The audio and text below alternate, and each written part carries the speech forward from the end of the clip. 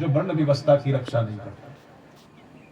करो, ब्राह्मण को अपने ब्रह्मत्व की रक्षा करनी चाहिए, क्षत्रिय को अपनी छात्र धर्म की रक्षा करनी चाहिए, और वैश्य को अपने वैश्यवृत्ति की रक्षा करनी चाहिए, शूद्र को अपने सनति की सेवा रखनी चाहिए, सेवा वृत्ति की रक्षा करनी चाहिए। तो महाराज इससे सारा पृथ्वी में कभी भी यमराज जल्दी नहीं आएगा। आज वर्ण व्यवस्था जब से शर्माई है तब से दुर्मरण हो रहा है, अकाल मृत्यु हो रही है। प्रकृति को दोष मत दो, अपनी वृत्ति को दोष दो महाराज। समय पर वर्षा नहीं हो रही, कारण क्या है? अन्न खूब नहीं हो रहा, कारण क्या है? धरा बांझ सी जैसी लग रही, कारण क्या है? धरा का दोष है? नहीं, अपना दोष। प्रकृति का दोष नहीं, हमारे प्रवृत्ति का दोष है। सभी कहते हैं कि उल्टा जमाना लग गया। अच्छा, उल्टा कैसे लगे जमाना? जमानता नहीं, सूर्य पहले पूर्वांचल से उत्तर उदित होता है, अस्तांचल को जाता है। आज क्या अस्तांचल से उदित होता है, पूर्वांचल को जा रहा है क्या? अरे उल्टी हमारी बुद्धि वही हुआ, तब दिखाना उनको। बुद्धि का चश्मा बिगड़ गया है तो उल्टा दिख रहा है, नहीं तो वही जमाना तो वही है पहले वाला। तो आप हम सब ऋषियों की बात पर ध्यान रखें। तो ऋषि कह रहे हैं, तस्य राज्ञो महाभाग भगवान भूत भावना परितुष्यति विश्वात्मा तिष्ठतो निज शासने। ध्यान देना, राजा वो श्रेष्ठ है जहां चातुर्वण्य सृष्टि सुरक्षित है, और जिस देश में सुंदर से सुंदर पूजा होती है, गाय ब्राह्मण संत पुराण वेद आदि का सम्मान होता है, वह राष्ट्र हमेशा राजा का ऋणी रहता है। और तुम यहाँ ये कर रहे हो, मान जाओ, फिर भी नहीं माना, और उसके बाद ऋषियों ने इसको मार डलाया।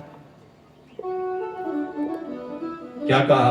हन्यताम ऐसा पापा प्रकृति दारुणा जीवन जगत सावासो कुरुते भस्म साध्रुवम।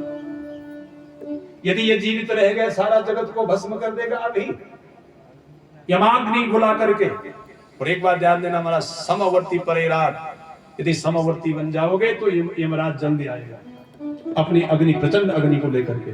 समवर्ती मत बनो, समदर्शी बनो। समवर्ती में और समदर्शी में बहुत अंतर है। दृष्टिगत समानता हो, व्यवहारगत समानता हो ही नहीं सकती, चाहे तुम कुछ भी करो, कितनी बार कहो, कैसे कहो, लेकिन हो ही नहीं सकती। हाथ का काम आंख नहीं कर सकती, आंख का काम हाथ नहीं कर सकती। कैसी समानता हाथ और आंखों में होगी बताओ? हाँ, दृष्टिगत समानता हो सकती है। सबको समान दृष्टि से देखो, सबके अंदर परमात्मा देखो, ये दृष्टिगत समानता है। ऐसी दृष्टिगत समानता बनी रहेगी तो दीर्घजीवी रहेगी हमारी प्रकृति, हमारा जीवन सबका। पर हम तो समवर्ती बने हुए सब ना, और परेराट। तो यमराज परेशान हो गए और जल्दी आ गया प्रचंड अग्नि लेकर के। और वही बात यहाँ पर इसे करें, हन्यताम ऐसा, मार दो इसको, मार दो इसको। ये ज्यादा जीवित रह गया तो महाराज ये गड़बड़ कर देगा, हमारी अराजकता से हमारा विनाश कर जाएगा, इसलिए मार दिया इसको। मार दिया तो महाराज सुनीता ने इसकी सब यात्रा नहीं देने, अंत्येष्टि क्रिया नहीं होने दी, और इसको तेल के कुएं में बंद कर दिया। कई वर्षों तक ऐसा रहा, तब भी ये आतंक बंद नहीं हुआ। लेकिन फिर जब इसको ऋषियों ने फिर इसका मंथन करा तो सबसे पहले शरीर का मंथन हुआ तो काला पुरुष निकला, उसका नाम निषाद रखा गया, और निषाद को भेज दिया, जा भाई तुम अब हिंसक बन करके रहो। और फिर इसकी पुण्य शरीर के दिव्य भुजा का, दाई भुजा का मंथन हुआ, वहां से एक दिव्य प्रकट भगवान प्रकट हुआ पृथ्वी जी महाराज। और फिर एक दो ये बायां भुजा का मंथन हुआ, वहां से एक कन्या निकली, उसका नाम अर्ची हुआ। अर्ची और पृथ्वी का विवाह हुआ, फिर इनको राजगद्दी पर रखा गया, और राजा बन करके पृथ्वी जी महाराज ने सबसे पहले प्रजा के लिए धरा का दोहन करा। फिर धरा का दोहन करके फिर अपने राजधानी में बैठ करके 100 अश्वमेध यज्ञ करा।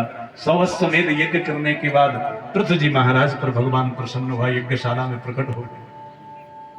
यज्ञशाला में जब प्रकट हुए तो भगवान ने कहा भाई हमसे कुछ मांग लो।